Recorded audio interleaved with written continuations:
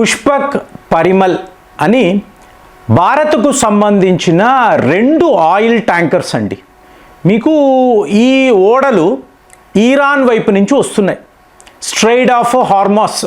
So లోపల ఉండే crew మెంబర్స్కి భయం, ఎటువైపు నుంచి ఏ మిసైల్ వచ్చి పడుతుంది, ఏ డ్రోన్ల దాడి జరగవచ్చు. కానీ భారత ప్రభుత్వం ఇస్తున్న భరోసా, నీకు ఏమీ కాదు, మీరు రండి, అరేబియా సీ దాటుకొని భారత్లోకి రండి, మీకు ఏమీ కాదు. సో ఇక్కడ జరిగిన విచిత్రము ఇవాళ యావత్తు ప్రపంచాన్ని కుదిపేస్తుందండి. ఎలా? ఇప్పుడు స్ట్రెయిట్ ఆఫ్ హార్మోస్ని టోటల్గా మేము క్లోజ్ చేసేస్తాం.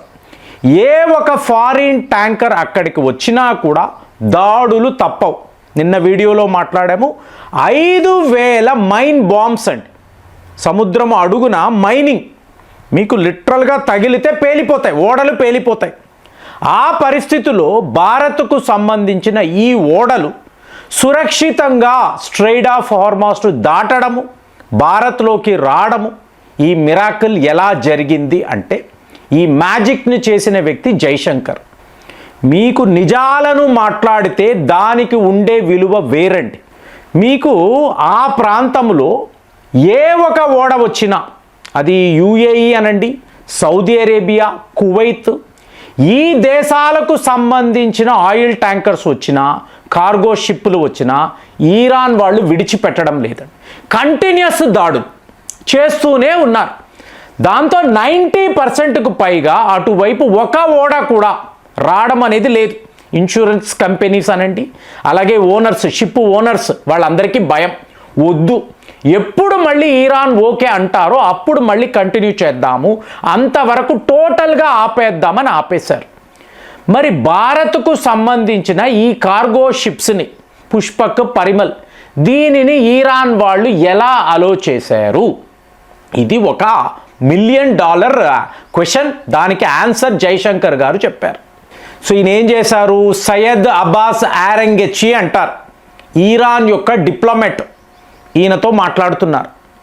మాట్లాడి, నువ్వు హీరోవా విలన్వా అది చెప్పు. ఇరాన్, నువ్వు హీరోలా ప్రవర్తిస్తున్నావా, విలన్ లాగా ప్రవర్తిస్తున్నావా? దాడులు చేసిందేమో అమెరికా, అంతే కదండి. మీకు ఇరాన్ యొక్క సుప్రీం లీడర్ అయోటలా ఖామానీని హతము చేసింది మీకు అమెరికా, ఇజ్రాయెల్ వాళ్ళు చేసి యుద్ధాన్ని మొదలుపెట్టారు. కానీ నువ్వు వెస్టర్న్ మీడియా ఎక్కడైనా చూడు, ఇరాన్ వాళ్ళు చాలా చాలా డేంజరస్ ప్రజలు, వీళ్ళు ఎన్నెన్ని దారుణాలకు ఒడిగడుతున్నారు, మీకు అటువైపు ఏ ఓడ వచ్చినా దాని మీద దాడులు చేస్తున్నారు. సో వీళ్ళే ప్రపంచానికి ప్రమాదము అనే కథనాలు వాళ్ళు రాస్తున్నారు. తప్పులు చేసి, పాపాలు చేసి ఎదుటి వాళ్లను ఇలా బ్లేమ్ చేయడం అనేది అమెరికాకు అలవాటు. అందుకే ఈయన ఓపెన్గా చెప్తున్నారు, ఇంకొక 3 ఏళ్ల పాటు ఈ ప్రపంచము ఈ వ్యక్తిని భరించాలి. ఏ వ్యక్తి మన అందరికీ తెలుసు. సో జైశంకర్ గారు చెప్పేది ఏమిటి అంటే, ఇప్పుడు ఈ వస్తున్న ఓడలను అంతా కూడా నువ్వు ఇలాగ దాడులు చేసుకుంటూ పోతూ ఉంటే నిన్ను అందరూ విలన్ అనే అంటారు. ఇప్పుడు ఒక అమెరికా ఓడ వస్తుంది, దాడులు లెజిటిమేట్ రైట్ ఉంది నీకు, వాళ్ళ మీద దాడులు చేసే అధికారము నీకు ఇవ్వబడింది, ఎందుకంటే ఇది యుద్ధము. మీకు ఇజ్రాయెల్, యుఏఈ వీళ్ళందరూ కూడా అమెరికాకు సపోర్ట్గా నిలబడ్డారు కదా, కాబట్టి వాళ్ళ మీద దాడులు చేస్తే అది యుద్ధము. అదే నువ్వు జస్ట్ కొద్ది గంటలకు ముందు థాయిలాండ్ నుంచి ఒక ఓడ వస్తుంది, అది భారత్కు వచ్చి భారత్ నుంచి థాయిలాండ్కి ఒక రెస్టింగ్ పాయింట్ ఉంటుంది కదా, భారతే రెస్టింగ్ పాయింట్, వాళ్ళ మీద దాడులు చేస్తే ఇది ఏం న్యాయం? దీనికి ఏమైనా అర్థం ఉందా? థాయిలాండ్ ఓడ ఏ పాపము చేసింది? ఈ యుద్ధానికి దానికి ఏమిటి సంబంధము? నీకు సపోర్ట్గా నిలబడలేదు నువ్వు అనుకుంటున్నావు, ఏకంగా ప్రపంచమే ఇవాళ నిన్ను సపోర్ట్ చేస్తుంది. రష్యా, భారత్ లాంటి దేశాలు నీకు సపోర్ట్గా నిలబడుతున్నారు. ఇది నువ్వు గమనించావా? ఎక్కడండి భారత్, నువ్వు ఎక్కడ మాకు సపోర్ట్గా నిలబడ్డావు అడుగుతాడు కదా, డిప్లొమాట్ అడుగుతాడు కదా. మీకు మిలన్లో ఏం జరిగిందండి? వైజాగ్లో మిలన్ 2026 ప్రోగ్రాములో నువ్వు వచ్చావు కదా, ఫ్రెండ్లీ కంట్రీగా వచ్చావు.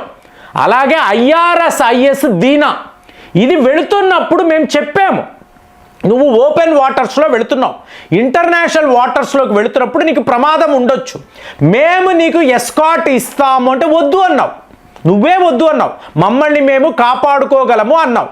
తరువాత అమెరికా వాడు ఏం చేశాడు చూసావు. మరి ఇవాళ మీ యొక్క IRIS 11 ఎక్కడ ఉంది? కొచ్చిలో స్టేషన్ అయి ఉంది. కొచ్చిలో నువ్వు డిప్లాయ్ చేసుకున్నావు. నీ సైలర్స్కి అంతా మీకు అకామిడేషన్ ఫుడ్ మేము పెడుతున్నాం. ఎందుకు పెడుతున్నాం? నువ్వు మా ఫ్రెండ్లీ కంట్రీ, అది కాదు, హ్యూమానిటేరియన్ గ్రౌండ్స్. ఆ సైలర్స్ను కాపాడే బాధ్యత మేము తీసుకున్నాం. చూడండి ఆ డిప్లొమసీని జైశంకర్ మాట్లాడే ఆ డిప్లొమసీని చూడండి. నీ యొక్క ఓడకు మేము మా భారత్లో ప్రొటెక్షన్ ఇచ్చాము, కొచ్చిలో నువ్వు సేఫ్గా ఉండు. అమెరికా వాడి సబ్మెరైన్ తీసుకువచ్చినా మేము హెచ్చరించాం, మా సముద్ర జలాల్లోకి నువ్వు రాకు, వాళ్లను కాపాడే బాధ్యత మాది, మా శరణు కోరారు, ఏం జరిగినా వాళ్ళను కాపాడతాము చెప్పామా? చేసి చూపించామా? ప్రపంచంలో ఎవరైనా చెయ్యగలిగారా? ఇరాన్ ఓడ అంటే భయపడతారు, మేము భయపడ్డామా? సో మేము ఏది కరెక్టో అదే చేస్తాము. ఈ ఫ్యాక్ట్స్ చెప్పేటప్పటికీ ఇరాన్ యొక్క డిప్లొమాట్ ఏమి అంటే జైశంకర్తో మాట్లాడడం అనేది ఇంపాసిబుల్ అండి. సో ఫ్యాక్ట్స్ అర్థమైపోయింది. అవును కదా, మన ఓడకు కొచ్చిలో వీళ్ళు ప్రొటెక్షన్ ఎందుకు ఇస్తారు? ప్రపంచమే మనకు వ్యతిరేకంగా ఉంది అన్నప్పుడు ఈ భారత్ మా కోసరము ఇలా నిలబడింది, మా ప్రజల కోసరం, మా సైలర్స్ కోసరం అక్కడ ప్రొటెక్షన్. ఏది అమెరికా, ఇజ్రాయెల్ లాంటి దేశాలను వీళ్ళు ఎదిరించగలిగారు, ఏది మానవత్వము కోసరం. చూడండి ఎంత గొప్పగా ఉందో. దానితో మీ ఓడలను రమ్మనండి, వాళ్ళు ఎస్కాట్ ఇచ్చారండి. వాళ్ళ ఓడలను పంపించి వేరే ఎటువైపు నుంచి కూడా పొరపాటుగా దాడులు జరగకూడదని పుష్పక్ పరిమల్కి వాళ్ళు ప్రొటెక్షన్ ఇచ్చి అరేబియన్ సీని దాటించారు. ఇవాళ ఇదే వార్తలండి, నేను ఇదే చెప్తున్నాను. నిన్న కూడా రష్యా వాళ్ళు రంగప్రవేశము చేస్తే భారత్కు శుభవార్త మాట్లాడాము కదా. నిన్నటికి నిన్న ఇది జరిగింది. అంటే మనం ఒక భవిష్యవాణి చెప్తున్నాము, దాని ప్రకారమే ఇవన్నీ జరగడం చాలా ఆశ్చర్యంగా ఉంది. సో ఇప్పుడు రష్యా ఫ్రెండ్లీ కంట్రీ, భారత్ కూడా ఫ్రెండ్లీ కంట్రీ, వీళ్ళ ఓడలను మేము ఎలా టార్గెట్ చేస్తాం? సో దీంతో ఏంటి, రష్యా నుంచి వచ్చే ఆయిల్స్, ఇవాళ దేశ పరిస్థితి ఏంటండి? బెంగుళూరులో సకానికి సగం హోటల్స్ మీకు ఇలా మూసేస్తున్నారు. చెన్నైలో అదే పరిస్థితి, హైదరాబాద్లో స్టార్ట్ అయింది. గత 2 రోజుల నుంచి ఎన్నో హోటల్స్ను వీళ్ళు మూసివేస్తున్నారు. ఏంటి, గ్యాస్ సప్లై లేదు, రేపు ధరలు పెరిగిపోతాయి, విపరీతమైన షార్టేజ్, ఇవి మాట్లాడుతున్నారు. కానీ యథాతథం రష్యా నుంచి వచ్చే ఆయిల్స్, అలాగే భారత్కు కావలసిన గ్యాస్ మీకు ఈ ట్రాక్లోనే స్ట్రైట్ ఆఫ్ హార్మాస్ నుంచే భారత్కు వచ్చి చేరతాయి. మేము అయితే భారత్ ఫ్లాగ్ ఉన్న ఓడలను ఆపమని చెప్పి ఇరాన్ వాళ్ళు చెప్పడం, అంటే మేము నిజమైన హీరోస్, అమెరికా వాళ్ళు ఇజ్రాయెల్ వాళ్ళు కాదు, మేము మీతోనే ఉన్నాం, మీకు ప్రొటెక్షన్ ఇస్తామని చెప్పి వాళ్ళు చేసి చూపించారండి.